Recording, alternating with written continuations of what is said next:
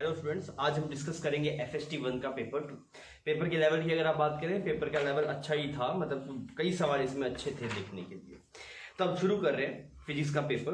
तो पेपर में सबसे पहला सवाल आपका प्रॉब्लम नंबर 19। ये सवाल सिंपल है। इसमें आपको ये बोला गया कि जो आपने हीट सप्लाई किया वो क्यू किया और गैस ने जो वर्क किया वो क्यू बाई टू। अगर गैस ने वर्क मेंशन कर दिया तो वर्क कैसा कंसीडर करेंगे हम? पॉजिटिव कंसीडर करेंगे। तो हमने लिखा है यहाँ पे that is Q is equal to delta U plus work. Clear? तो क्यू की वैल्यू कितनी है आपके पास? क्यू गिवन है।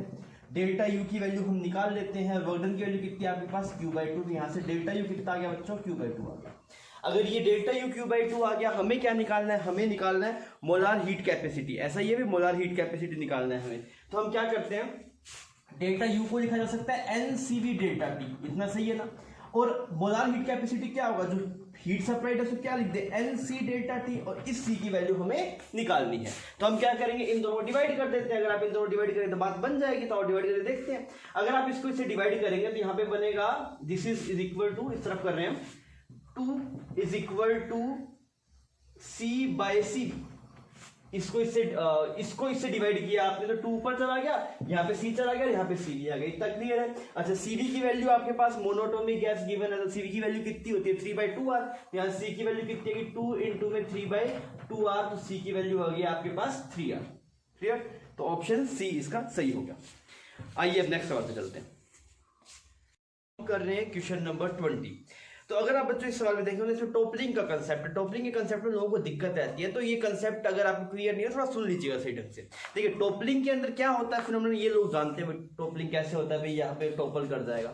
अच्छा, अब इसमें कब किसके अबाउट टॉप लेना, ये दिक्कत रहता है। अब मेरी बात सुन, अगर तेरे पास कोई जो टॉपलिंग का केस है और उसमें ब्लॉक मूव नहीं कर रहा, तब तो इस वाले पॉइंट के अबाउट भी ले सकता है। सेंटर ऑफ मास के अबाउट तो हमेशा ही दे सकता है। अगर ये मूव नहीं कर रहा तो इस पॉइंट के अबाउट टॉपल करवाया जा सकता है। तो इस पॉइंट के अबाउट टॉर्क लिखा जा सकता है। जब मूव नहीं कर रहा, इस पॉइंट के अबाउट टॉर्क लिख सकते हैं। सेंटर ऑफ मास के अबाउट हमेशा ही लिख सकते हैं। पर अगर ये मूव कर रहा हो ना, अगर जैसे ये मूव कर रहा हो ब्लॉक, तो इसके अबाउट लिखते हुए दिक्कत ये है कि ये फिर एक्सीलरेटिंग फ्रेम बन जाएगा। अगर एक्सीलरेटिंग फ्रेम बन जाएगा, सूडो फोर्स का भी टॉर्क आ जाएगा। तो इसलिए अगर ये मूव कर रहा हो ब्लॉक, तो इसके अबाउट मत लिखना, सेंटर ऑफ मास के अबाउट लिखना। और अगर ये मूव ना कर रहा हो तो आप सेंटर ऑफ मास के अबाउट भी लिख सकते हैं, और चाहे तो इसके अबाउट भी लिख सकते हैं। क्लियर? अब बच्चों इस सवाल के अंदर क्या है ना, ये ब्लॉक मूव कर रहा है, सवाल में बोला गया है। तो अगर ये मूव कर रहा है तो मैं यही चाहूंगा कि भाई मैं इसके अबाउट ना लिखूं, मैं सेंटर ऑफ मास के अबाउट लिखूं। अब सवाल में यहाँ पे ऐसे फोर्स अगर आपके पास इधर F, ठीक है, फ्रिक्शन किस तरफ रहेगा? यहाँ पे टॉपल कर रहा है जस्ट वर्ज पे, अभी यहां से ऐसे ऊपर उठने लग गया। हमसे पूछा गया मैक्सिमम एक्सीलरेशन कितना हो, मतलब मैक्सिमम फोर्स पूछ रहा है ये। तो उस वाले केस में क्या होगा, टॉपल कर रहा है ऐसे। मेरी बात समझ में आ रही है? तो ये पूरा फ्रेम यहां से, मतलब ये बेस जो है वो उठ गया, बस ये वाली एज कॉन्टेक्ट में है। फाइन। तो यहां पे आपके पास एक फ्रिक्शन फोर्स आ जाएगा। कितना फ्रिक्शन फोर्स आएगा? Mu M G. और नॉर्मल शिफ्ट हो जाएगा बच्चों। नॉर्मल अब पहले सेंटर पे लग रहा था, अब सेंटर पे नहीं लगेगा, बिकॉज टॉपल का केस आ गया। तो नॉर्मल कहां लगेगा आपके पास? ऐसे इस वाले एज पे जाएगा। हम सेंटर के अबाउट टॉर्क बैलेंस करते हैं। तो अगर आप सेंटर के अबाउट टॉर्क बैलेंस करेंगे तो आप क्या लिखेंगे? ये फोर्स का टॉर्क कैसे घुमाएगा? ऐसे घुमाएगा। क्लियर? क्लॉकवाइज। इस म्यू एम जी का टॉर्क भी कैसे घुमाएगा? क्लॉकवाइज। तो नेट टॉर्क कितना आ गया? F plus mu M G. इसकी साइड कुछ L मान लेते हैं, L/2। Is it clear? इतना टॉर्क आ गया, क्योंकि ये दोनों सपोर्ट कर रहे हैं और ये इसको अपोज कर रहा है। Is equal to N. N की वैल्यू किसके बराबर? mg के बराबर। mg इंटू में L/2। यहां से अगर आप देखेंगे तो L/2 साफ हो लिया। तो F की वैल्यू कितनी आ गई आपके पास? F की वैल्यू आ गई mg माइनस म्यू mg। ये फोर्स आ गया। आपसे क्या पूछा गया? एक्सीलरेशन। तो मैंने बोला एक्सीलरेशन की वैल्यू कितनी आएगी? इधर फोर्स F लग रहा है, पीछे फ्रिक्शन लग रहा है, तो आपके पास इसकी वैल्यू आएगी mg। इधर फोर्स F लग रहा है ना, F की वैल्यू कितनी है? mg minus mu mg। तो mg minus mu mg minus mu mg, तो टोटल कितना बन जाएगा? mg minus 2 mu mg divide by m। तो एक्सीलरेशन की वैल्यू आ जाएगी g माइनस 2 म्यू इंटू में g। इसीलिए आपको सवाल में ये बोला भी गया कि म्यू की वैल्यू लेस देन 1/2 है, बिकॉज नेगेटिव एक्सीलरेशन उस तरफ नहीं हो सकता इसमें। क्लियर? तो ये सवाल कंप्लीट हुआ। स्टूडेंट्स, हम करें क्वेश्चन नंबर 21 सिंपल है। अगर आपको कंसेप्ट क्लियर है तो आपसे बोला गया कि इस वाले पॉइंट का ये ब्लॉक, मतलब ये जो सॉरी क्या दिया है, ये डिस्क है एक, और ये डिस्क कैसा मोशन कर रहा है? प्योर रोलिंग कर रहा है। और ये प्योर रोलिंग कर रहा है और आपसे बोला गया कि इस पी पॉइंट की ट्रेजेक्टरी की रेडियस ऑफ कर्वेचर क्या हो गया, फिर रेडियस ऑफ इस ट्रेजेक्टरी की रेडियस ऑफ कर्वेचर क्या होगी जो पी पॉइंट फॉलो करेगा। तो हमें इस पी पॉइंट का रेडियस ऑफ कर्वेचर निकालना है। तो रेडियस ऑफ कर्वेचर निकालने का कंसेप्ट पता है ना आपको? क्या करते हैं, सबसे पहले हम देखते हैं इसकी नेट वेलोसिटी कितनी है। तो नेट वेलोसिटी देखिए कितनी आएगी यहाँ पे प्योर रोलिंग कर रहे हैं, चलने की वजह से v, रोटेट करने की वजह से v, तो नेट यहाँ पे कितना आएगा आपके पास, इसकी वेलोसिटी, ये वेलोसिटी आएगी यहाँ पे, दिस इज √2v। क्लियर? अच्छा, अब इसका नेट एक्सीलरेशन बताओ। इसका एक्सीलरेशन क्या है? अल्फा तो 0 है, अल्फा 0 तो मतलब कोई टेंजेंशियल एक्सीलरेशन नहीं है, सिर्फ एक ही एक्सीलरेशन है, कौन सा? सेंट्रीपिटल। तो ये इसका एक्सीलरेशन आ जाएगा यहाँ पे। इसका एक्सीलरेशन आपके omega square R, omega square R को लिख दीजिए v²/r। इतनी बात सही। अब हमें इसका रेडियस ऑफ कर्वेचर निकालना है। तो देखो रेडियस ऑफ कर्वेचर निकालते हुए क्या करते थे हम एक्सीलरेशन के कंपोनेंट ब्रेक करते थे, एक वेलोसिटी की डायरेक्शन में, एक वेलोसिटी के परपेंडिकुलर डायरेक्शन में। जो कंपोनेंट वेलोसिटी की डायरेक्शन में होता है वो टेंजेंशियल की तरह बिहेव करता है, और जो परपेंडिकुलर होता है वो सेंट्रीपिटल की तरह बिहेव करता है। ध्यान रखना बच्चों, वेलोसिटी कंपोनेंट नहीं तोड़ते। किससे कंपोनेंट तोड़ते? एक्सीलरेशन के, एक वेलोसिटी की डायरेक्शन में, एक वेलोसिटी के परपेंडिकुलर डायरेक्शन में। तो आप ये बताइए यहाँ पे सेंट्रीपिटल एक्सीलरेशन कितना बनेगा? तो इसकी कंपोनेंट तोड़ लेता हूं, एक इधर और एक इधर, तो सेंट्रीपिटल बनेगा v²/r sin थीटा। अरे ये बात समझ में आ रही है आपको? ये कितना बनेगा? v²/r sin theta. थीटा की वैल्यू कितनी है? 45 डिग्री। तो यहाँ पे कितना बनेगा? v²/√2r। इतना आ गया। अब आप AC को लिख दीजिए, AC इज इक्वल टू इसकी वेलोसिटी v नेट का square divide by radius of curvature जो हमें निकालना है। तो AC की वैल्यू लिखी v²/√2r, clear, is equal to V net की वैल्यू कितनी है? √2, तो इसका स्क्वायर करेंगे 2v², और RC हमें निकालना है। v² ने v² को मार दिया, तो यहाँ पे RC की वैल्यू आ गई तेरे पास, कितनी आ गई? 2√2r। तो इसका बी ऑप्शन सही हो गया। आइए नेक्स्ट पे चलते हैं। क्वेश्चन नंबर 22 डिस्कस कर रहे हैं। 22 मतलब ट्रिकी सा प्रॉब्लम है, जिनको पहले नहीं देखा होता तो कई बार लोग इसमें फंस जाते हैं। सवाल को देखते हैं। सवाल में ये बोला कि यहाँ पे ऐसे ब्लॉक आ रहा है, इस तरफ आई डायरेक्शन, ये x ये है, y ये है, तो इस तरफ आ रहा है, कितनी वेलोसिटी से आ रहा है? i कैप से, और जा किस तरफ रहा है आपके? ऊपर की तरफ जा रहा है, किस वेलोसिटी? j/2 से। यहाँ पे से j/2 से जा रहा है ब्लॉक। आपसे बोला गया बताओ कोफिशिएंट ऑफ रेस्टिट्यूशन कितना है। अब है ना, आदू ये चमकता है भाई। पहली बात तो अगर ये किसी बॉल से टकराया होगा तो बॉल कैसी रही होगी? कुछ ऐसे एंगल पे रही होगी, ऐसे एंगल पे रही होगी। अब एंगल निकालना थोड़ा दिक्कत हो जाता है, मतलब फील करने में। तो आप इसे मैथमेटिकली प्रोसीड करेंगे, थोड़ा सिंपल रहता है। मैथमेटिकली कैसे प्रोसीड करेंगे? मैं बोल रहा हूँ कि इसका जो मोमेंटम में चेंज आया होगा, मोमेंटम में चेंज कौन कर सकता है? जो इंपल्सिव फोर्स है, और इंपल्सिव फोर्स किस तरफ रहेगा? इस बॉल के परपेंडिकुलर डायरेक्शन में। मेरी बात समझ में आ रही है? तो जो भी वेलोसिटी का चेंज आएगा वो इस बॉल के परपेंडिकुलर डायरेक्शन में आएगा। क्लियर? तो यहां से आप इस बॉल की ये वाला वेक्टर निकाल पाएंगे। आप कैसे निकालेंगे? आप इसे बोलेंगे कि ये जो वेक्टर है ये आएगा डेल्टा पी से। डेल्टा पी को मास हटा देते हैं, सीधा वेलोसिटी का चेंज लिख लेते हैं, j/2 माइनस i कैप। ये समझ में आ रहा है? Final velocity minus initial velocity करा तो ये मोमेंटम का चेंज की डायरेक्शन मिल गया आपको, मतलब ये इंपल्स की डायरेक्शन है। तो हम इंपल्स की डायरेक्शन में एक यूनिट वेक्टर पिक कर लेते हैं। तो यूनिट वेक्टर पिक करें तो कितना बन जाएगा? ji-2 divide by 5। क्लियर? तो ये आपके पास में यूनिट वेक्टर है, किसकी डायरेक्शन में? जिस डायरेक्शन में आपके पास इंपल्स लग रहा है, या फिर जो लाइन ऑफ इंपैक्ट है। तो यहाँ पे इस वाली लाइन, ये लाइन ऑफ इंपैक्ट है यहाँ पे। ठीक है, ऐसा आ गया। अब क्या करें? अब आप इजीली निकाल सकते हैं। अगर आप इस वेलोसिटी को का ये वाला कंपोनेंट, अगर इसको थीटा मान लीजिए, इसे कुछ फाई मान लीजिए, अगर इसका ये वाला कंपोनेंट आप निकाल लेंगे इस वेलोसिटी का, तो वो वेलोसिटी ऑफ अप्रोच हो जाएगी, और इस वेलोसिटी का ये वाला कंपोनेंट निकाल लेंगे तो क्या आ जाएगा? Velocity of separation. अब कैसे निकालेंगे आपके पास? हम ऐसे करते हैं कि आपको क्या चाहिए? आपको चाहिए आई का ये वाला कंपोनेंट कोस थीटा। तो आप क्या करेंगे? आई कैप डॉट, ये किसके बराबर आएगा? ये आएगा इसका मोड प्लस इसका मोड, दिस बोथ आर 1 1 ना, नहीं तो ऐसे लिख दीजिए, ये इसका मोड और ये इसका, इसको कुछ नाम दे देते हैं एन कैप का मोड, और ये यहाँ पे ऐसे कोस थीटा। आपको क्या चाहिए? इसकी तो वैल्यू 1 है, वैसे लिखा है, तो आपको चाहिए आई कोस थीटा। तो किसके बराबर आएगा? ये डिवाइड बाय एन करें तो 1 है, जुड़ती नहीं है, तो इसकी वैल्यू आ जाएगी आपके पास, दिस इज -2/√5। -2/√5 ये आ गया आपके पास वेलोसिटी ऑफ अप्रोच। वो माइनस इस वजह से आ रहा है बिकॉज लाइन ऑफ इंपैक्ट ये आ गई, तो इसका वेक्टर इस तरफ भी आ सकता है। मेरी बात समझ में आ रही है भाई? आपने अगर ये इधर मानना है तो इसका कंपोनेंट इस तरफ आ रहा होगा, तो डायरेक्शन दोनों अपोजिट आ रही है, इस वजह से माइनस शो कर रहा होगा, तो वो दिक्कत नहीं है। हमें सिर्फ स्पीड चाहिए, तो स्पीड की वैल्यू आप मैग्नीट्यूड यूज कर सकते हैं 2/√5। क्लियर? अगर हम वेलोसिटी ऑफ सेपरेशन की बात करें, वेलोसिटी ऑफ सेपरेशन, तो आपको क्या चाहिए? इस वेलोसिटी का ये वाला कंपोनेंट चाहिए।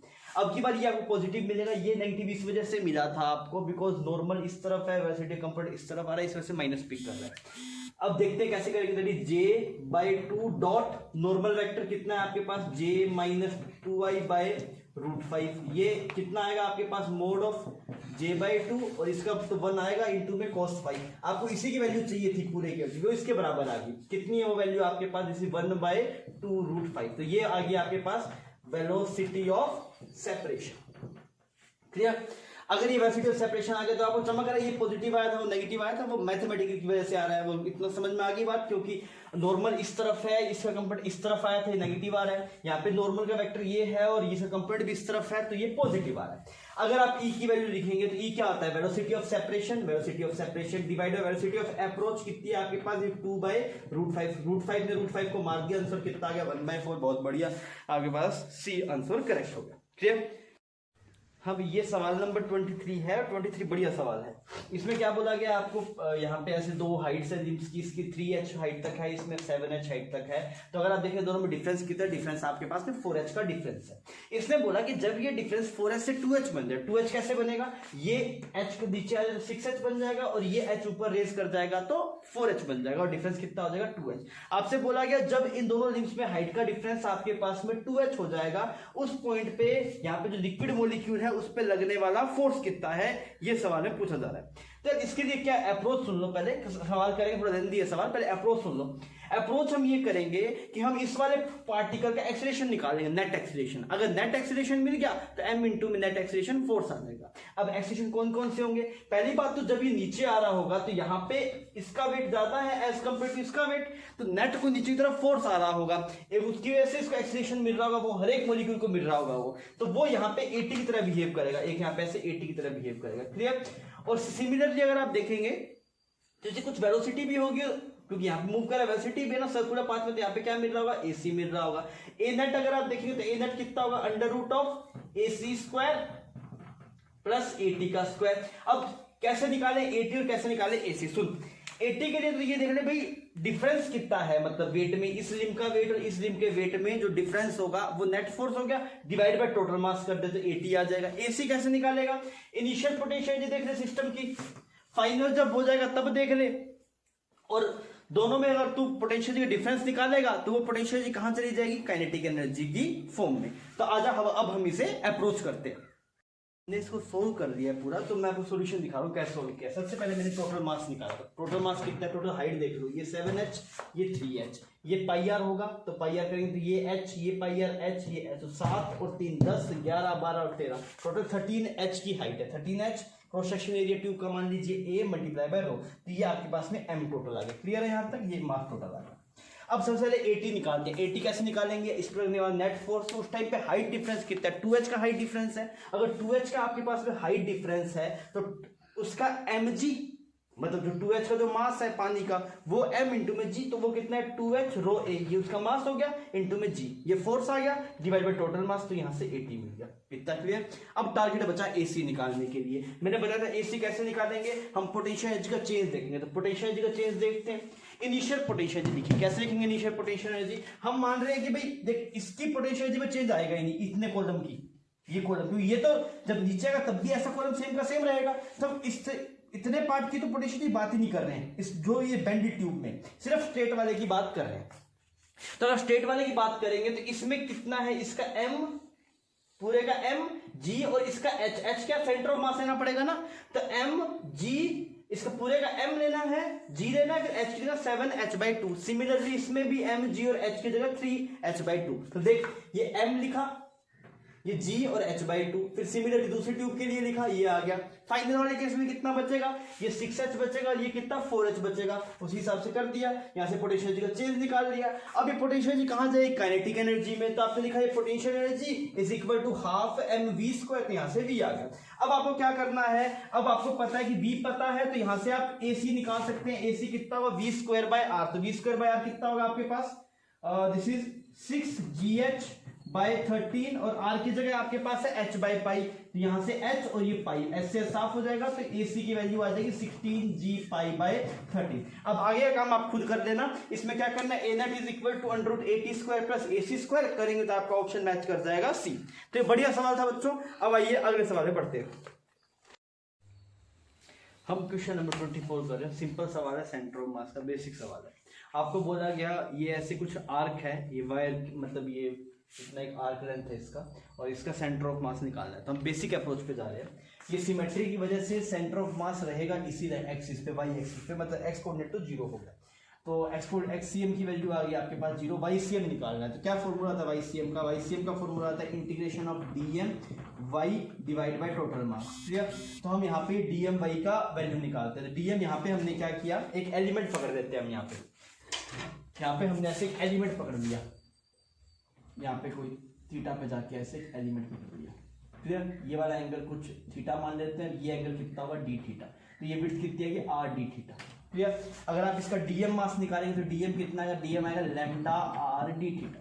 क्लियर? तो आपने यहाँ पे डीएम लिखा लैम्डा आर डी थीटा, और वाई की वैल्यू कितनी है। अब देखो इस वाले पॉइंट का वाई कोऑर्डिनेट निकालना है। कैसे निकालेंगे वाई कोऑर्डिनेट? यही तो वाई कोऑर्डिनेट है, अभी पॉइंट मास है तो यहीं पे सेंटर ऑफ मास है, तो ये वाई कोऑर्डिनेट है इसका। ये वाई कोऑर्डिनेट कितना है आपके पास, आर साइन थीटा। तो आपने लिख दिया R sine theta divide by total mass. Total mass कितना है, लैम्डा इंटू में लैम्डा इंटू पूरी लेंथ, तो आर, और ये पूरा एंगल कितना है आपके पास पाई बाय 2।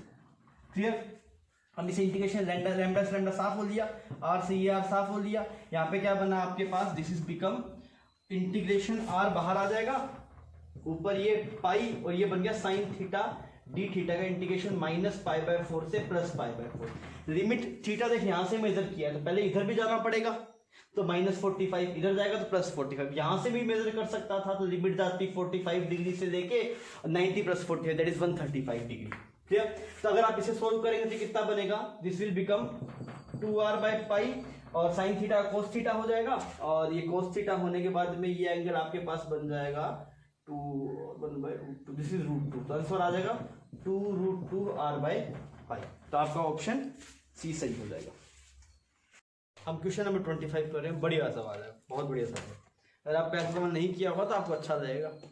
एक सवाल के अंदर आपसे ये सेटअप बनाया हुआ है, ये वाली दूरी आपको गिवन है कुछ l/2, यहाँ से ये भी l/2 गिवन है, ये वाली डिस्टेंस l/2 है, वो वाली l/2 है, स्प्रिंग है, ब्लॉक है।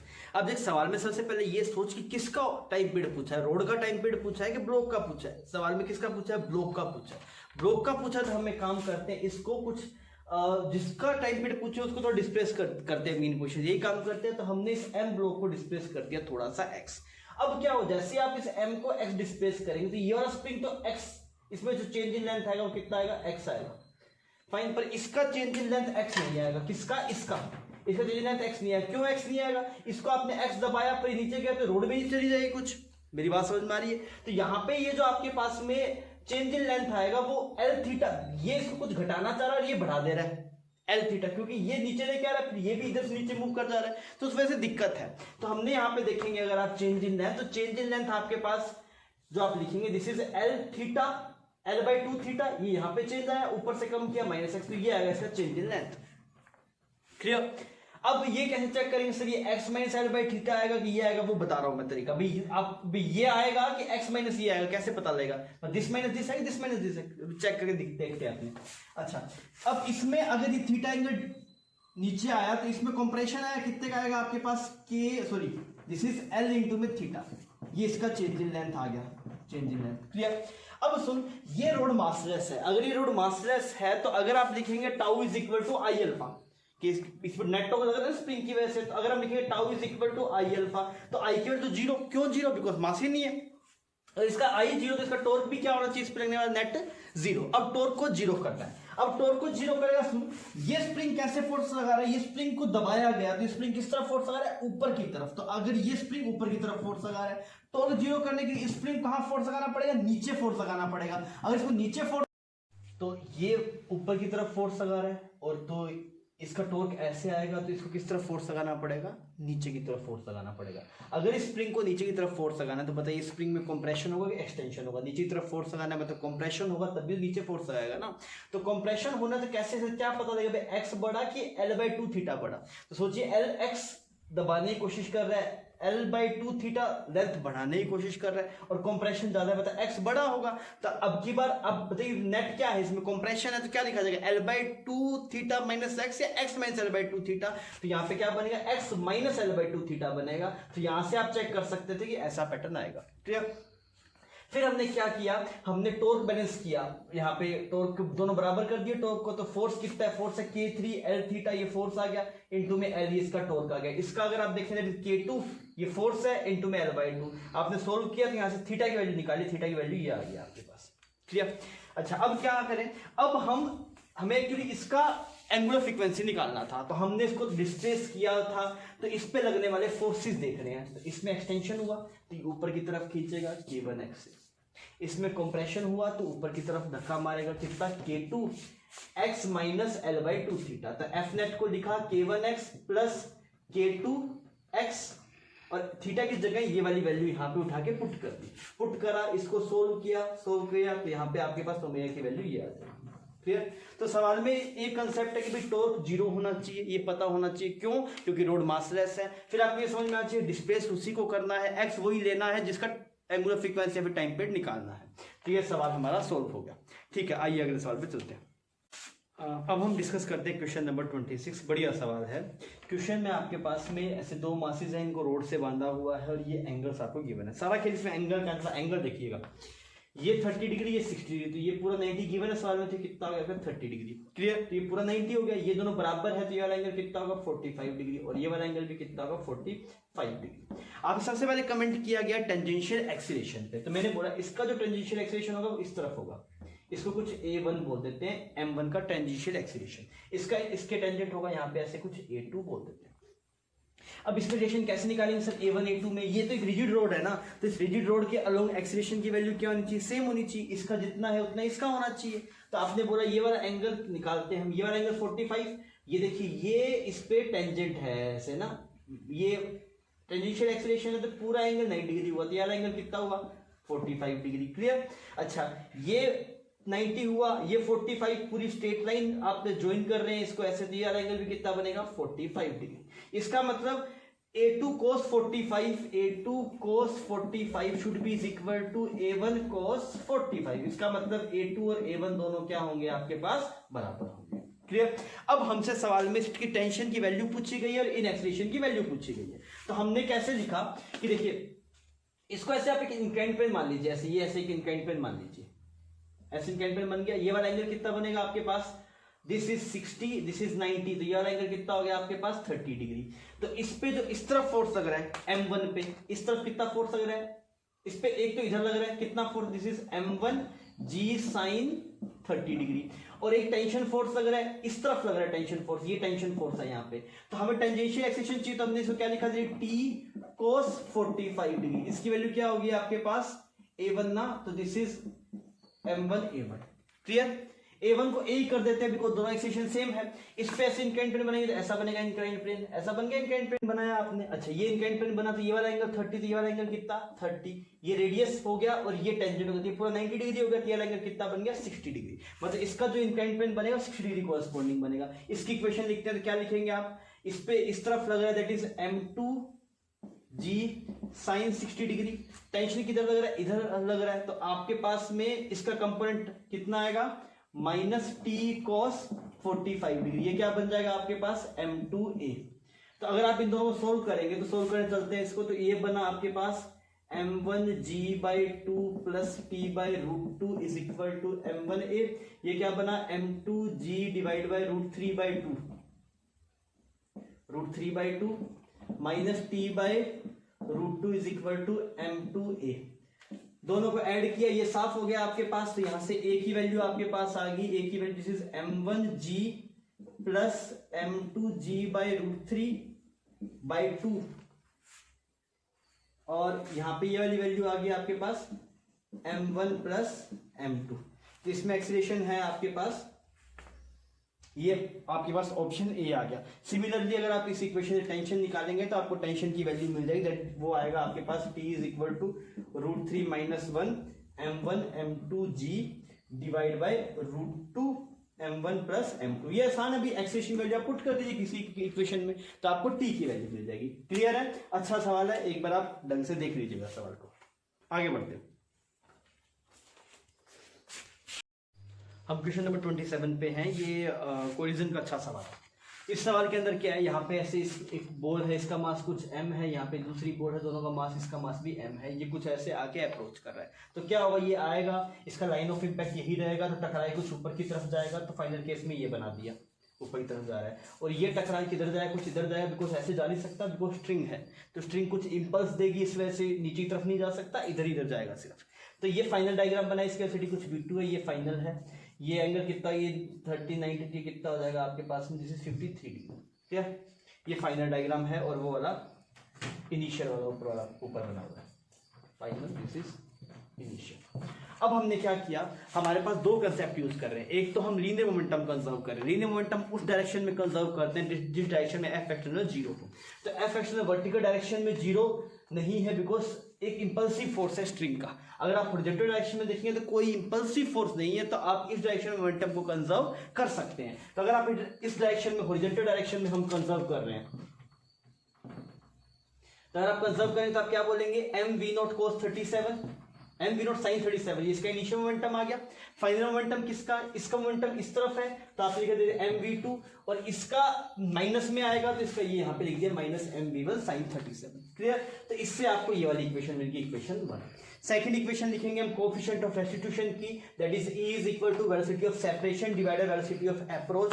वेलोसिटी ऑफ सेपरेशन कितना है आपके पास, ये इधर जा रहा है v1 से, ये लाइन ऑफ इम्पैक्ट है ना, तो E की इक्वेशन हमेशा लाइन ऑफ इम्पैक्ट के अलोंग ही लिखी जाती है, तो ये इस तरफ जा रहा है, तो इसकी इस तरफ कंपोनेंट ले लिया, तो नेट वेलोसिटी ऑफ सेपरेशन कितना आएगा, वेलोसिटी ऑफ सेपरेशन नेट आएगा v1 प्लस v2 cos 53, तो ये लिखा v1 प्लस v2 cos 53।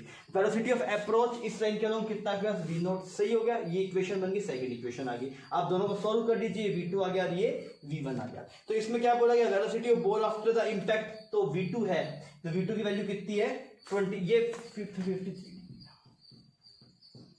ठीक, तो यहाँ पे v2 की वैल्यू कितनी है 27/34, तो बी ऑप्शन सही हो गया आपके पास। फिर पूछा बताइए स्ट्रिंग ने कितना इंपल्स दिया, तो स्ट्रिंग का इंपल्स कैसे चेक करेंगे, तो इस डायरेक्शन में जो भी मोमेंटम में चेंज आ रहा होगा वो सारा कौन दे रहा है, आपके पास स्ट्रिंग दे रहा है। तो ये बॉल ऐसे आई और ऐसे चलेगी, तो इसके मोमेंटम में यहाँ पे क्या लग रहा होगा आपके पास, मतलब जो इस तरफ जो भी इस बॉल को इंपल्स मिला होगा वर्टिकल डायरेक्शन में, वो इंपल्स किसके थ्रू मिला होगा, स्ट्रिंग के थ्रू मिला होगा, बिकॉज जितना इंपल्स इसको वर्टिकल डायरेक्शन में मिल रहा होगा उतना ही इसने इसको दिया होगा। जितना इंपल्स इस बॉल को वर्टिकल डायरेक्शन में मिल रहा है, ये जो आपके पास सेकंड वाली बॉल है ना, इसको जो वर्टिकल डायरेक्शन में मिल रहा है इंपल्स, उतना ही इंपल्स इस बॉल ने इसको दिया होगा, किस तरफ, नीचे की तरफ, पर नीचे गया नहीं, तो स्ट्रिंग ने वो इंपल्स को मेंटेन किया होगा। मेरी बात समझ, तो हम इससे देख रहे हैं कि इससे हम चेक कर सकते हैं कि स्ट्रिंग ने इस पे कितना इंपल्स दिया होगा, क्लियर। तो इसका चेंज इन मोमेंटम निकाल लिया वर्टिकल डायरेक्शन में, इसका चेंज इन मोमेंटम निकाला वर्टिकल डायरेक्शन में, तो पहले था आपके पास में mv0 cos 37, नीचे की तरफ था पहले, और अब किस तरफ है, ऊपर की तरफ है, कितना, दैट इज mv1 cos 37, तो मैंने दोनों को वैल्यू लिख दी, और ये पूरा चेंज इन मोमेंटम आ गया डायरेक्शन में, तो यहाँ पे जो इंपल्स मिलेगा स्ट्रिंग के द्वारा वो 18/17। तो बढ़िया सवाल है ना, आप एक बार इसको ढंग से वापस कर लीजिएगा इस सवाल को। अब हम डिस्कस कर रहे हैं क्वेश्चन नंबर 28, बढ़िया सवाल है। आपको बोला गया कि एक इंसिडेंट वेव की इक्वेशन है, ये एक टकराई और टकरा के रिफ्लेक्ट बैक हुई है, डेंसर मीडियम से टकराई है, डेंसर मीडियम से टकराई तो आप जानते हैं कितने का फेज चेंज आएगा, पाई का फेज चेंज आएगा, और उसकी जो इंटेंसिटी है वो 0.49 टाइम्स है, और आपको पता है intensity directly proportional to amplitude का स्क्वायर। तो अगर इंटेंसिटी ये आपके पास में एम्पलीट्यूड ऑफ इंसिडेंट वेव मान लीजिए a, तो रिफ्लेक्टेड का कितना होगा आपके पास 0.7 है, बिकॉज इंटेंसिटी आपके पास 0.49 टाइम्स है।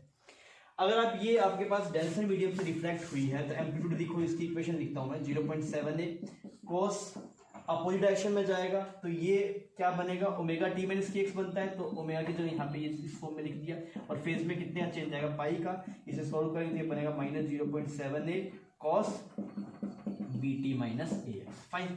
अब ये दो वेव्स आपके पास है, एक वेव ये इधर जा रही है और एक वेव ऐसे यहाँ से वापस आ रही है। अब ये दोनों स्टैंडिंग वेव बनाएगी, पर स्टैंडिंग वेव में नोड है वो ऑसिलेट करेगा। देखिए अगर ये वाला एम्पलीट्यूड a है और ये भी a ही होता ना, तो आपके पास में जो मिनिमम वो डिस्ट्रक्टिव इंटरफेरेंस बनता, पर यहाँ पे आपके पास एम्पलीट्यूड डिफरेंट है, यहाँ पे एम्पलीट्यूड डिफरेंट डिफरेंट है तो नोड हमेशा रेस्ट में नहीं रहेगा, नोड भी ऑसिलेट करेगा। तो ऐसे ऐसे कुछ टर्निंग वेव बनती है, थोड़ी डिफरेंट बनती है। ऐसे एक वेव होगी, ये वाली ऐसे ऐसे होगी। तो यहाँ का जो नोड है वो ऑसिलेट करता है, यहाँ पे भी नोड ऑसिलेट करेगा। तो यहाँ पे नोड ऑसिलेट करेगा, उसका एम्पलीट्यूड आएगा, आप अगर सोल्व करके देखेंगे तो उसकी वैल्यू आएगी 0.3A। क्लियर? तो ये आपने शायद नहीं देखा ही नहीं देखा, पर कंसेप्ट ध्यान रखना।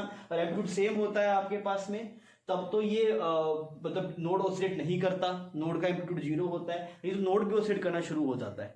फाइन। अगर आप अब ये देखें भी इसमें कहाँ पे नोड कहाँ पे नोड कैसे चेक करेंगे, तो आप एक काम कीजिए, वेव फॉर्म वैसा वैसा ही रहेगा पर एम्पलीट्यूड बदल जाएगा नोड का ना। तो आप इसकी वेव फॉर्म जब बनाएंगे तो ऐसे बना लीजिए, वाई एक वेव, तो ये a cos ax plus bt। Fine. और ये यहाँ पे माइनस, इसको एक बार a मान लीजिए ताकि सोल्व हो जाए, सोल्व करने में बहुत दिक्कत होगी। इसको 0.7a ना मान के a मान लो सिर्फ एक बार। फाइन। तो अगर आप इसे सोल्व करेंगे ना, यहाँ पे जो y नेट आएगा वो कुछ यही आएगा, कुछ 2a sin kx इस तरीके के फॉर्म में आएगा, और फिर कुछ sin bt आएगा ऐसे, ax और bt। तो अब इसका भी जो एम्पलीट्यूड है, जो पोजीशन है, वो यही से डिसाइड होती है ना। x इज इक्वल टू 0 पे एम्पलीट्यूड कितना है यहाँ पे 0, इसका नोड कहां पे मिलेगा, x इज इक्वल टू 0 पे मिलेगा। तो ऐसी ऐसी वेव बननी चाहिए थी आइडियल केस में, ऐसे ऐसे करके ऐसी वेव बननी चाहिए थी। यहां से चेक कर लिया आपने, पर एक्चुअल में ऐसा होगा नहीं, ये खुद भी ऑसिलेट करेगा, पर इसको बोलेंगे नोड ही चाहे ऑसिलेट करे चाहे ना करे। नोड की भी डेफिनेशन इस वाले केस में, नोड की डेफिनेशन ही वही रहेगी कि जिसका एम्पलीट्यूड मिनिमम होगा। तो मिनिमम वाला एम्पलीट्यूड क्या मिलेगा आपको, 0.3a मिलेगा। ये अलग चीज है, देख रहे ना, नोड ऑसिलेट कर रहा है यहाँ पे। तो यहाँ पे अगर आप इस तरीके का वेव फॉर्म बनेगा, तो अगर आपसे पूछो जब एंटीनोड कहां मिल रहा है, तो λ/4 पे मिल रहा है एंटीनोड, फिर कहां पे मिल रहा है λ/4, फिर 3 λ/4 पे मिल रहा है, फिर कितने मिल रहा है 5 λ/4 पे मिल रहा है। तो यहां से अगर आप चेक करेंगे तो सी ऑप्शन आपका करेक्ट हो जाएगा और ए ऑप्शन आपका करेक्ट हो जाएगा। तो बढ़िया सवाल है, एक बार देख लीजिएगा। ओके, क्वेश्चन नंबर 29 कर रहे हैं। 29 सिंपल सवाल है। इसमें क्या बोला, पहला ऑप्शन है ए बॉडी है 0 velocity and non zero acceleration. मतलब ये पॉसिबल है कि नहीं? हाँ पॉसिबल है। एक पत्थर को ऊपर फेंकिए, टॉप मोस्ट पोजीशन में पहुंचेगा, वेलोसिटी 0 है, एक्सीलरेशन है, तो पॉसिबल है, सही बात। Second option, if acceleration and velocity have opposite direction the speed will decrease. हाँ, if acceleration and velocity have opposite direction, मान लीजिए वेलोसिटी इस तरफ है और एक्सीलरेशन ऐसे पीछे की तरफ है, क्लियर? ये दोनों अपोजिट डायरेक्शन में आपके पास में, तो ये स्पीड कंटिन्यूसली डिक्रीज करेगी। हाँ, मतलब एक इंस्टेंट तक डिक्रीज करेगी, उसके बाद में हो सकता है उस तरफ हो जाए, पर उस टाइम पे जब ऐसे रुकेगा, रुक के फिर इधर आएगा, पर उसके इंस्टेंट फिर वेलोसिटी और एक्सीलरेशन डायरेक्शन सेम हो जाएगी। तो इस बात के हिसाब से अगर आप देखेंगे तो ये स्टेटमेंट सही है। थर्ड, इसने बोला an object speed increases at the magnitude of its acceleration decreases. जैसे मान लीजिए ऑब्जेक्ट है, इधर ऐसे मूव कर रहा है वेलोसिटी v से और एक्सीलरेशन इस तरफ a है, तो एक्सीलरेशन क्या हो रहा है, वेलोसिटी चेंज हो रही है। इस एक्सीलरेशन को घटाते रहेंगे, मतलब पहले 5 मीटर पर सेकंड स्क्वायर था, तब 1 सेकंड में 5 मीटर पर सेकंड बढ़ रही थी स्पीड, फिर 3 हो गया, 3 बढ़ रही, पर बढ़ तो रही है ना, तो एक्सीलरेशन घटता रहे, एक्सीलरेशन मैग्नीट्यूड घटता रहे, फिर भी स्पीड बढ़ती रहेगी। हाँ बढ़ती रहेगी, बिकॉज कुछ भी एक्सीलरेशन है मतलब स्पीड तो बढ़ ही रही है। फाइन, डी ऑप्शन में नन ऑफ दिस, ठीक है, तो ए बी सी इसके सही हो गए। ठीक है, नेक्स्ट चलते हैं। हम कर रहे हैं क्वेश्चन नंबर 30। सिंपल सवाल है। इसमें अगर देखें प्रोसेस, सबसे पहले आइसोथर्मल प्रोसेस हो रहा है, तो आइसोथर्मल प्रोसेस के लिए आप लेंगे P1 V1 is equal to P2 V2। आपको बोला गया इनिशियली जो प्रेशर था वो 10⁶ था और वॉल्यूम कुछ V मान लेते हैं, और फाइनल प्रेशर हमें निकालना है और वॉल्यूम कितना हो गया आपके पास, ट्वाइस हो गया वॉल्यूम। तो ये यहाँ पे साफ हो गया, तो फाइनल प्रेशर कितना आ गया आपके पास 10⁶/2, ये फाइनल प्रेशर आ गया। अभी इसके अंदर एडियाबैटिक प्रोसेस हुआ, फिर इसने बोला एडियाबैटिक प्रोसेस में वॉल्यूम फिर जो इनिशियल का 4 टाइम्स हो गया। तो अगर एडियाबैटिक प्रोसेस में अगर आप लिखेंगे तो क्या लिखेंगे, इनिशियल प्रेशर कितना था, यहाँ इस कंडीशन से शुरू हुआ है ना, P वॉल्यूम कितना था इनिशियल 2V था, 2V raise to power gamma is equal to pressure final divide by sorry multiply volume कितना बन गया 4V raise to power gamma. Gamma की वैल्यू यहाँ पे आपको गिवन है 1.4, यहाँ पे आपको 1.4 लेना है, इस सवाल में मेंशन किया है ये बात। तो यहाँ से अगर आप इसकी वैल्यू 1.4 में पुट करेंगे तो प्रेशर फाइनल आपके पास कितना आ जाएगा, प्रेशर फाइनल की वैल्यू आपके पास आएगी दिस इज 1.9 इंटू 10⁵ डाइन पर सेंटीमीटर स्क्वायर। सिमिलरली आपसे बोला गया टेम्परेचर निकालिए, तो टेम्परेचर के लिए आप या तो ऐसे कर सकते हैं, यहाँ पे PV to the power gamma use किया ना, तो PV to the power gamma की जगह आप लिख सकते हैं, कांस्टेंट है ना आपके पास, तो आप टीवी की फॉर्म में कन्वर्ट कर दीजिए। तो ये क्या बनेगा आपके पास T V raise to power gamma -1, हाँ ठीक है, ये इसको कांस्टेंट करके तो आप लगा दिए T1 v1 raise to power gamma minus 1 is equal T2 v2 raise to power gamma minus 1। T1 की वैल्यू आपको सवाल में गिवन है 27 डिग्री। यहाँ से लेके यहाँ तक आने में तो टेम्परेचर बदला ही नहीं, बिकॉज प्रोसेस आइसोथर्मल है, तो आप इससे लिख दीजिए दिस इज यहाँ पे आप टेम्परेचर की वैल्यू यहाँ पे 40 से इसके अकॉर्डिंग ये जो गिवन है आपको दिस इज कितनी वैल्यू है 27 डिग्री, इसके हिसाब से आप यहाँ पे पुट कर दीजिए, फिर यहाँ से आपको टेम्परेचर फाइनल मिल जाएगा। क्लियर? तो आप केल्विन में पुट करें ना, केल्विन के हिसाब से आपको आंसर आ जाएगा। वर्क डन अगर आप निकालेंगे तो वर्क डन का फॉर्मूला पता है, एडियाबैटिक प्रोसेस में क्या है आपके पास P2 V2 minus P1 V1 divide by gamma minus 1, sorry 1 minus gamma, यहाँ पे पुट कर देना, आपको आंसर मिल जाएगा। डन। क्वेश्चन नंबर 31 कंसेप्चुअल सवाल है। इसके अंदर क्या है आपके पास, ये सोप बबल है, नीचे वाले ये बैलून्स हैं, तो पहले ऊपर वाले में बात करते हैं। तो इसकी रेडियस कम है, उसकी रेडियस ज्यादा है। इसकी रेडियस कम है तो इसके अंदर प्रेशर कितना होगा, P not plus 2T by R होगा। तो इसका R कम है मतलब इसके अंदर प्रेशर कुछ मान लीजिए P1 और इसके अंदर मान लीजिए कुछ P2। तो आप समझ पा रहे हैं इसका प्रेशर ज्यादा होगा, उसका प्रेशर कम होगा। तो एयर कहाँ से कहाँ मूव करती है, हाई प्रेशर लो प्रेशर, तो एयर ऐसे इस तरफ जाएगी, तो श्रिंक होगा श्रिंक होगा श्रिंक होगा, एक टाइम ऐसा आएगा। मतलब सवाल में सिर्फ इतना ही कि क्या हुआ, तो ये वाला श्रिंक होगा और ये वाला एक्सपेंड होगा। तो हम बोलेंगे P1 श्रिंक होगा और P2 क्या होगा आपके पास एक्सपेंड, सॉरी हाँ इसका नाम A1 है, इस बैलून का नाम A1 है, उस बैलून का नाम B1 है। तो B1 एक्सपेंड करेगा, A1 श्रिंक होगा। थोड़ा और डिस्कस करते हैं क्या होगा, ये ऐसे करते करते फिर फ्लैट हो जाएगा, फ्लैट होके मोमेंटम की वजह से कुछ अंदर की तरफ जाएगा, फिर जैसे ही ये फ्लैट होगा तो यहाँ पे प्रेशर P नोट हो जाएगा, यहाँ पे बढ़ जाएगा। तो पहले ही ऐसे छोटा होगा, फिर थोड़ा सा अंदर जाएगा, फिर इधर प्रेशर बढ़ के फिर उल्टा शुरू होगा, ऐसे प्रोसेस होता रहेगा साइमल्टेनियसली।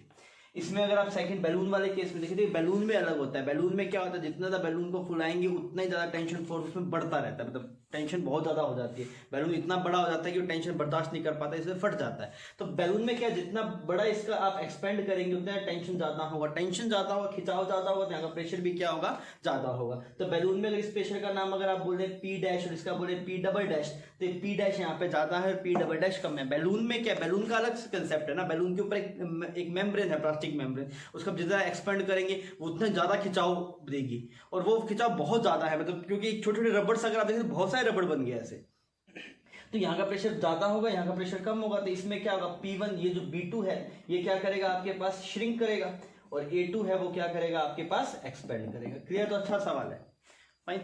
इसमें आप ये सोच लीजिए, थोड़ा मैंने हिंट दिया और आप सोच लीजिए अभी इसमें क्या होगा, ये पूरा जब ये फ्लैट हो जाएगा उसके बाद में किस तरीके से मूव करेगा, ये बाद में क्या ब्रास्ट, अगर मान लीजिए ये इसका प्रेशर कम हुआ फिर फ्लैट हो गया तो यहाँ प्रेशर P नोट हो जाए, फिर यहाँ पे बढ़ जाएगा, फिर उल्टा प्रोसेस चलेगा कि नहीं चलेगा, ये सब सोचिएगा, बढ़िया चीज है ये।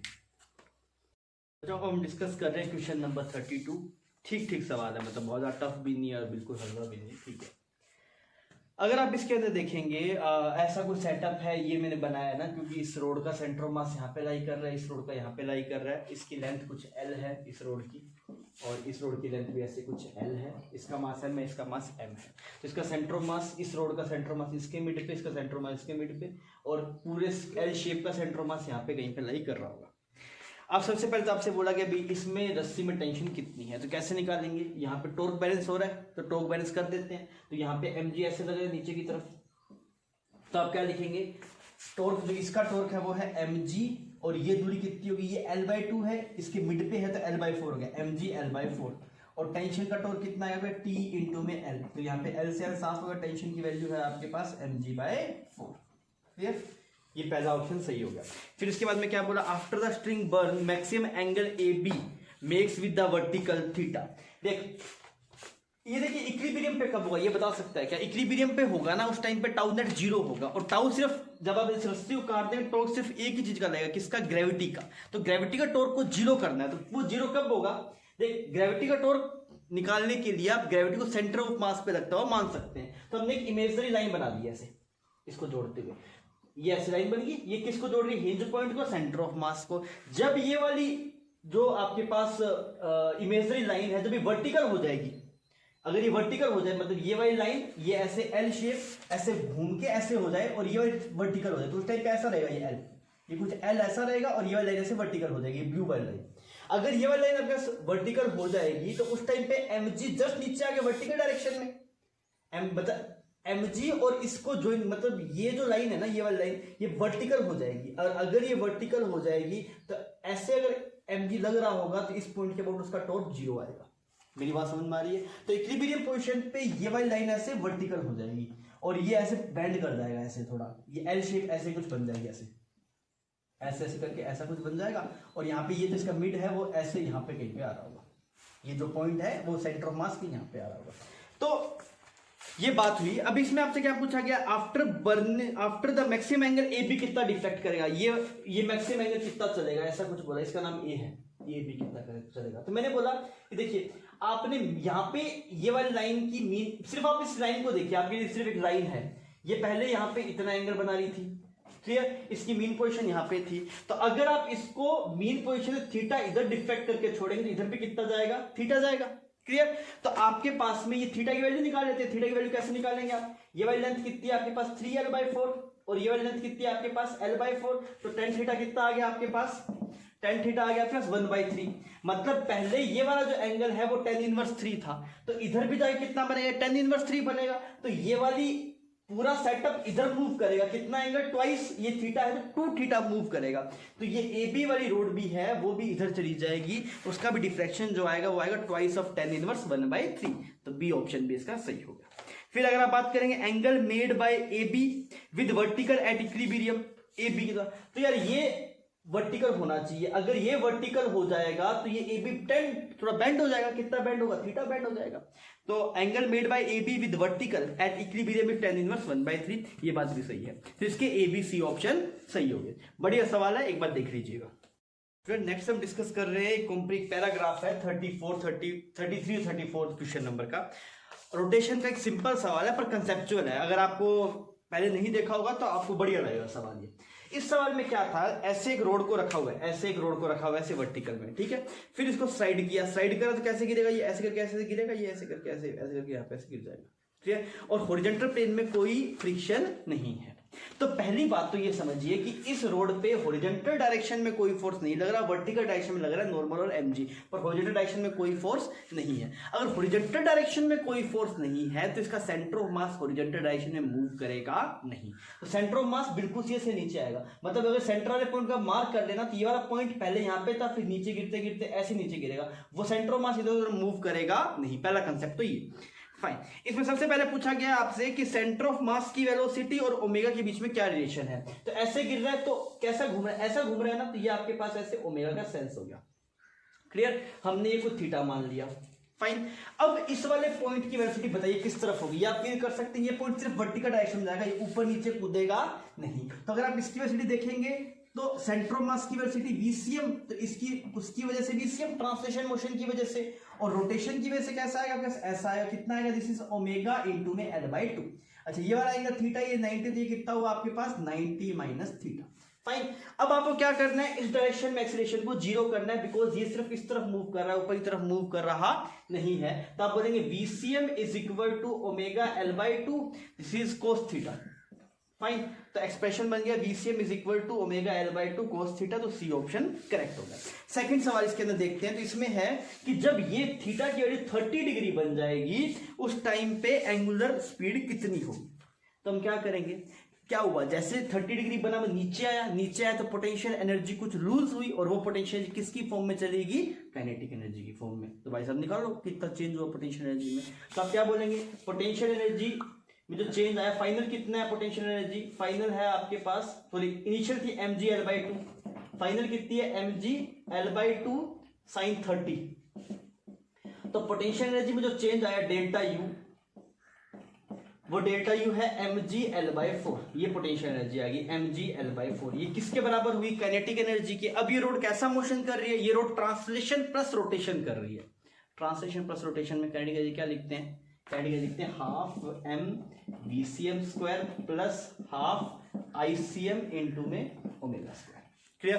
तो आप इसको करिए, तो ये क्या बनेगा mg l/4, m/VCM की जगह ये वैल्यू पुट कर दो, बिकॉज हमें तो ओमेगा निकालना है ना। तो VCM की जगह पुट करेंगे तो ये m/2 और ये बना ओमेगा स्क्वायर l²/4, और कोस थीटा की वैल्यू कितनी है आपके पास, थीटा 30 डिग्री है तो √3/2, दिस इज 3/4, क्लियर।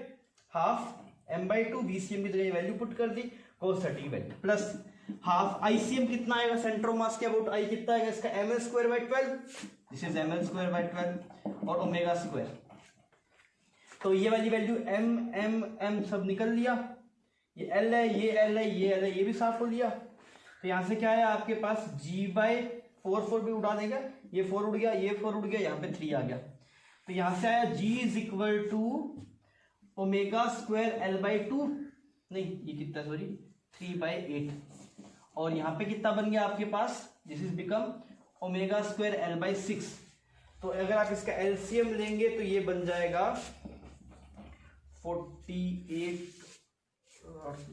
तो इसका 24 आ गया एलसीएम, तो 3 और 9 6 4 ओमेगा स्क्वायर एल। तो ओमेगा की वैल्यू आ गई बच्चों 24 जी बाई 2 और 4 13 ये आ रहा होगा, ऐसा कुछ है क्या? हाँ, ये बी ऑप्शन मैच कर गया। क्लियर? तो ठीक सवाल है, रोटेशन का कंसेप्चुअल है, आपको ये पता होना चाहिए सारे पॉइंट की वजह से इस तरफ है। रोटेशन में बहुत सी चीज दिखने मात्र से काम हो जाता है, दिख रहा था उस तरफ तो बात बनी। नेक्स्ट हम डिस्कस कर रहे हैं क्वेश्चन नंबर 35 एंड 36, और ये एनएलएम का कंसेप्चुअल सवाल, मतलब अच्छा सवाल है, मतलब इसमें कंसेप्ट क्लियर होने चाहिए आपके, तभी आप इसको कर सकते हैं। इस सवाल में क्या, 2 बंदे हैं, इस बंदे का नाम है ए, इस बंदे का नाम है सी, और इस एक लेटर है, इसका भी नाम है बी, मतलब इसका नाम लेटर नहीं, इसका नाम है बी। फाइन। अब ये दोनों हवा में लटक रहे हैं, मतलब ये भी हवा, जमीन से ऊपर है, मतलब ये भी ऊपर है और ये भी ऊपर है, सब सिस्टम ऊपर घूम रहा है। चल 35 प्रॉब्लम में 35 में अगर तू देखेगा तो ये बताया गया कि ये ए नाम का जो बंदा है ये ऊपर की तरफ मूव कर रहा है 4 मीटर पर सेकंड स्क्वायर से। तो ए किस तरफ मूव कर रहा है, ऊपर की तरफ, किससे, 4 मीटर पर सेकंड स्क्वायर से। तो आपको बताना है कि vertical distance between a and c कितना होगा 1 सेकंड के बाद। ठीक है, तो भाई ए का पता है, बी का एक्सेलरेशन पता, सी का पता लग जाए, एक्सेलरेशन सी का पता लग जाएगा तो एक के रिस्पेक्ट में दूसरे का ए रिलेटिव आ जाएगा, फिर half you relative T plus half a relative into में टी स्क्वायर लगाने से काम बन जाएगा। टारगेट क्या है, अभी टारगेट ये है भाई साहब सी का क्या बताइए, एक्सेलरेशन बताइए। अब सी का एक्सेलरेशन निकाला जाए। अब सी का एक्सेलरेशन निकालने के पहले हम ये देखें भाई ये बंदा लैडर पे कितना फोर्स लगा रहा है। भाई ये ऊपर चढ़ रहा है लैडर पे, mg तो नहीं लगा रहा, कुछ और फोर्स लगा रहा होगा, तो कैसे निकाले भाई। 2m के लिए एफबीडी बना रहा हूं मैं, 2m का, इस बंदे का नाम है 2m, और इस पे ऊपर कुछ टेंशन T लग रहा है और नीचे की तरफ कितना लग रहा है 2mg लग रहा है। तो अगर कितना है T minus 2mg is equal to 8m। Clear? तो T की वैल्यू कितनी आ गई, ये सही लिखा ना, ऐसा ही ना, T minus 2mg is equal to 8m, सही। तो T की वैल्यू कितनी आ गई आपके पास, हाँ T की वैल्यू आ गई आपके पास, दिस इज 8 ना, ये 20 तो 28m आ गई T की वैल्यू, टेंशन की वैल्यू 28m। क्लियर?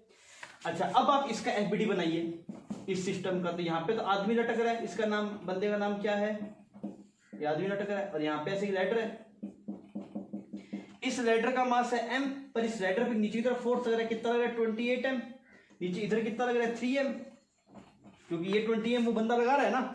अब बताइए इस सेटअप एक्सेलरेशन कितना आएगा आपके पास। तो इस setup acceleration net pulling force कितना आ गया, दिस इज 28 और ये 10, ये 38 माइनस 38m आ गया। 8m divide by total mass कितना है, ये m, इसका मास कितना है बंदे का 3mg लिख देते हैं ना यहाँ पे, और ये 28m लगा रहे हैं, नीचे एक mg और लग जाएगा।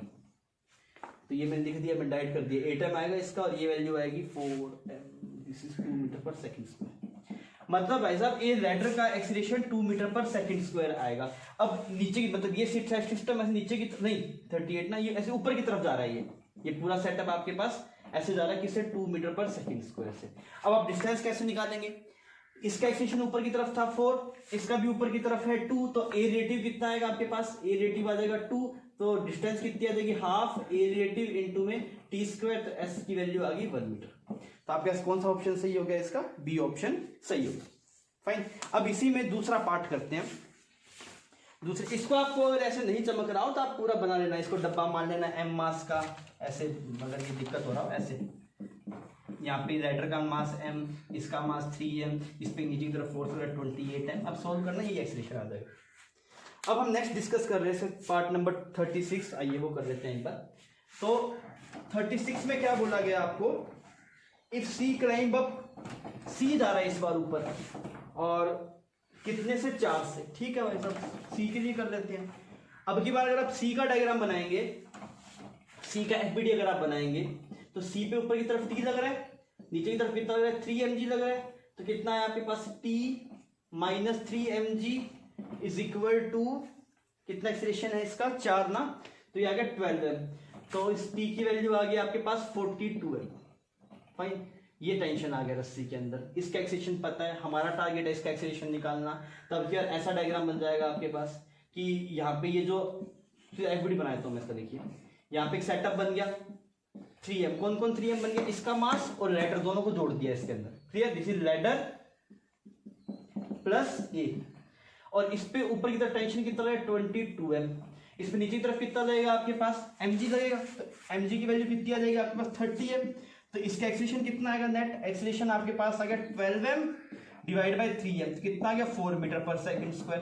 तो इसका एक्सीलरेशन भी 4 और इसका भी 4, तो आप बताइए ए रिलेटिव कितना 0, और अगर ए रिलेटिव आपके पास 0 तो जो डिस्टेंस मूव करेगा वो कितनी करेगा 0। फाइन, तो ये पेपर आपका सोल्व हो गया, और वो पेपर अच्छा ही था। एक बार इसमें अच्छे अच्छे सवाल है वो एक बार आप देख लीजिएगा, जो जो मैंने आपको बताया है। मैं वापस बताया तो सवाल कौन से ठीक है, 23rd सही है सवाल, 25th सही है, 26 सही है, 27 सही है, 28, 31, 32 और दोनों पैराग्राफ एक बार ये आप ढंग से देख लीजिएगा। ठीक है, ओके, थैंक यू।